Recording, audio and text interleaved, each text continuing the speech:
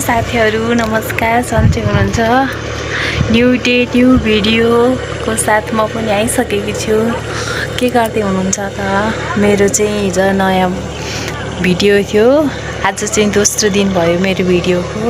हजुरहरूले हेरेर साथ सहयोग सपोर्ट दिनु होला भन्ने आशा राख्छु। म चाहिँ माथि थिएँ नि त, अब तल जान्छु।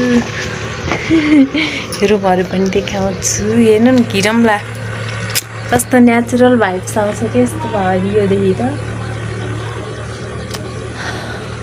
तरकारी चाहिँ मन पर्दैन, तर नेचुरल भाइब्स। अरू पनि हेर्नुहुन्छ, फल पनि छ। फल हेर्नुहुन्छ, मन पर्ने भएदेखि लिन आउनु होला है। फली देख्नुभयो? एउटा, दुईटा, तीनटा, चारवटा, पाँचवटा। अनि फुल चाहिँ बिहान कस्तो मजाको राम्रो थियो। अहिले चाहिँ ओइलाएर यस्तो भइसकेको छ फुल। म तल जाँदैछु। जान नि मन लाग्छ नि, यस्तो नेचुरल ब्युटिफुल हावा चल्यो नि। नेचुरल हावा खानु, त्यो पङ्खाको हावा खाँदा खाँदा खाँदा खाँदा मिचेर हेर्नु न कस्तो राम्रो देखेको नि। भ्यू हेर्नु न कस्तो राम्रो देखियो है। नेचुरल भ्यू हो, हेर्नु। बिको मुज चाहिँ यस्तो छ, मुज बनाएको छ उसले चाहिँ। उसलाई चाहिँ बन्दर भन्न मन लाग्छ। पूजा राखेँ। आज चाहिँ मङ्गलबार मेरो व्रत थियो नि त। अनि पूजा गरेर टक्क यसरी कलश कलशमा डुब्यो। अनि यो चाहिँ प्रसाद चढाएको के अरे, भगवान्ले त खानु होइन, कमिलालाई पठाइदिनु खानको लागि। टक्क आज दिउँसो चाहिँ मैले के गरेँ भने यति बत्ती बनाएँ कि बत्ती चाहिँ सकिएको थियो। आज दिउँसो यति बत्ती बनाएर बसेँ।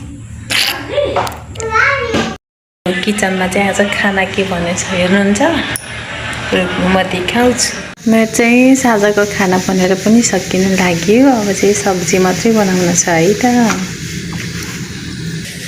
कस्तो मजाले फुलिरहेको रोटी चाहिँ।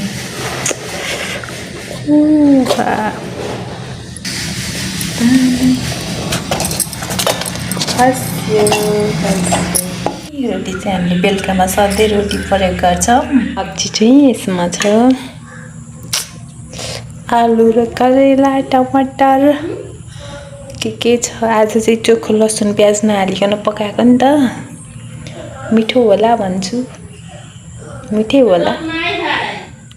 हेलो साथीहरू, म चाहिँ अब भ्लगको इन्डिङमा आइसकेको छु।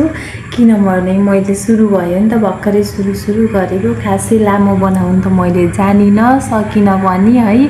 म त कति के देखाऊँ के गरौँ कसो गरौँ भइरह्यो मलाई चाहिँ। भोलिबाट चाहिँ अलिकति भिडियो लामो ल्याउने अनि आफूले गरेको कामहरू देखाउने प्रयास चाहिँ गर्नेछु। तपाईहरुलाई मेरो भिडियो मनपर्छ भने लाइक अनि च्यानललाई सब्स्क्राइब सेयर गर्न चाहिँ नबिर्सनु होला। Bye bye everyone.